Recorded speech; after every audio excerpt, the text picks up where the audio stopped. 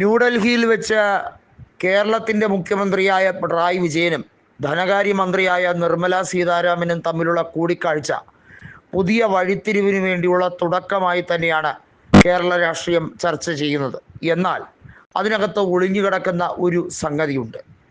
BJP CPIM തമ്മിലുള്ള അന്തർധാരയെക്കുറിച്ച് മാത്രം പറയാനല്ല ആ ചർച്ച എന്ന രീതിയിലേക്കാണ് കാര്യങ്ങൾ പോകുന്നത്.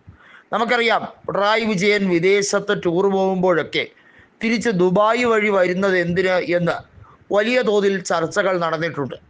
അതിന് കാരണമാകുന്നത് പല രീതിയിലുള്ള പുറത്ത് പറയാൻ കൊള്ളാത്ത ബിസിനസ് ഡീലുകൾ പിണറായി വിജയൻ്റെ രഹസ്യ നീക്കവുമായി ബന്ധപ്പെട്ടുണ്ട് എന്ന് ആരോപണം അതിശക്തമായിരുന്നു.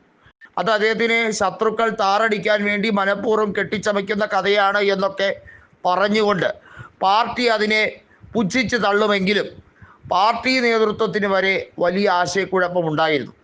ഇപ്പോഴിതാ അത് കൂടുതൽ ഊന്നൽ നൽകുന്ന രീതിയിലേക്ക് CPIMൻ്റെ പോളിറ്റ് ബ്യൂറോ അംഗങ്ങൾ വരെ പിണറായി വിജയനെ വിമർശിച്ചുകൊണ്ട് എത്തുകയാണ്.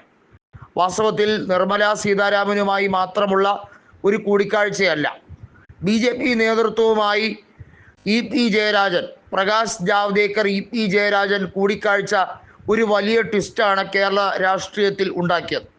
സുരേഷ് ഗോപിയുടെ വിജയത്തിലേക്ക് കാര്യങ്ങൾ അടുപ്പിക്കുന്ന സാഹചര്യം ഉരുത്തിരിഞ്ഞു വന്നത് ഈ അന്തർധാര തന്നെയായിരുന്നു. തദ്ദേശ സ്വയംഭരണ തെരഞ്ഞെടുപ്പിൽ BJPക്ക് ഉദ്ദേശിക്കുന്ന രീതിയിലുള്ള നേട്ടം കൈവരിക്കാൻ, അതിന് അനുസൃതമായ പദ്ധതികൾ തയ്യാറാക്കാൻ, അതിന് പകരമായി BJP CPIMന് തുടർഭരണം ഒരുക്കി കൊടുക്കാൻ വേണ്ടി സഹായിക്കുക.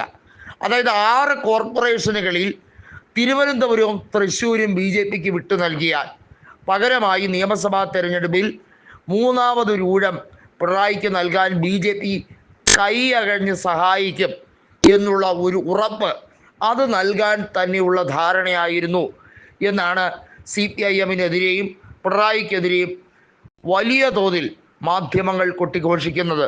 അത് അന്വർത്ഥമാക്കാൻ വേണ്ടിയുള്ള തത്രപ്പാടാണ് CPIMൻ്റെ ഈ രഹസ്യ ഡീൽ.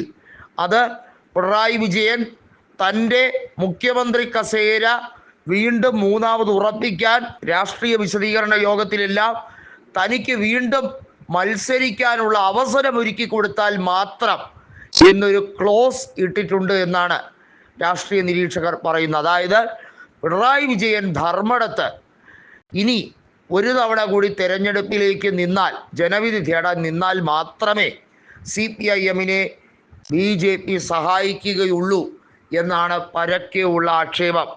അത് അന്വർത്ഥമാക്കാൻ വേണ്ടിയുള്ള പരിശ്രമം തദ്ദേശ സ്വയംഭരണ തെരഞ്ഞെടുപ്പിൽ BJP സ്ഥാനാർത്ഥികളായി കൗൺസിലർമാരാകാൻ വേണ്ടി വാർഡുകളിൽ നിൽക്കുന്നവരെ ജയിപ്പിക്കുക, തിരുവനന്തപുരത്തെ 100 സീറ്റിലേക്കുള്ള മത്സരത്തിൽ കണ്ണടച്ചു കൊടുക്കുക, തൃശ്ശൂരിലുള്ള സീറ്റുകളിലും കണ്ണടച്ചു കൊടുക്കുക, പകരമായി കിട്ടാൻ പോകുന്നത് 3ാമതൊരു ഊഴം. എങ്ങനെയാണ് ഇതിൻ്റെ ഡീൽ എന്നുള്ളതിൻ്റെ രഹസ്യ വിവരങ്ങൾ ഓരോന്നായി പുറത്തു വന്നുകൊണ്ടിരിക്കുന്നു.